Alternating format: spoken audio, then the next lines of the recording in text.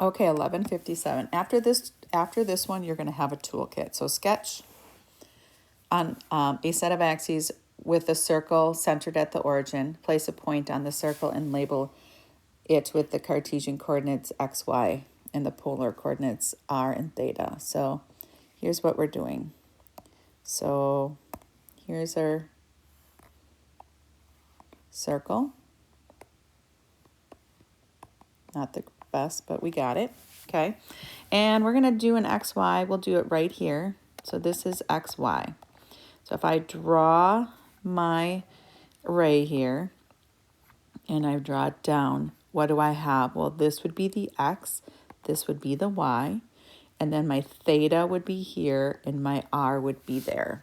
Okay, so now what I want to do is it's letter A, explain why x equals r cosine theta. So if I look over here and I have, this is my theta, and I was looking at cosine, I would be doing cosine theta equals x over r, because I would do adjacent over hypotenuse. So then cross multiply, I would get r cosine theta equals x. So that is why in letter A, x equals r cosine theta. So now it says write an equation for y in terms of r and theta. So if I'm using r, theta, and y here, what I would have is I would be doing opposite over hypotenuse, which is sine.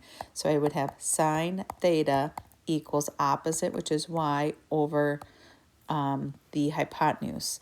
Cross multiply, I get r sine theta equals y. Write an equation for r squared in terms of x and y. So if I'm using r, x, and y, and I want r squared, that's the Pythagorean theorem.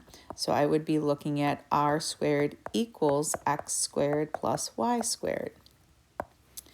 And then write an equation for theta in terms of x and y. So using theta, x and y is opposite over adjacent. So tangent theta equals opposite x or y over x. And I want in for theta. So I want theta by itself.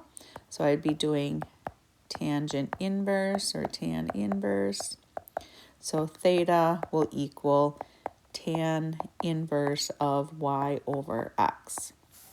So it wants you to write I want you to write a toolkit. So your toolkit that you will refer to for the next problems is this, okay? You want to see x equals r cosine theta. You also have y equals r sine theta. The next one you'd want is r squared equals x squared plus y squared. And again, this is in your toolkit. And last but not least, you do have theta equals tan inverse of y over x. There. So put these in your toolkit, and then we will use these in the next problems to help switch between polar and rectangular form between them.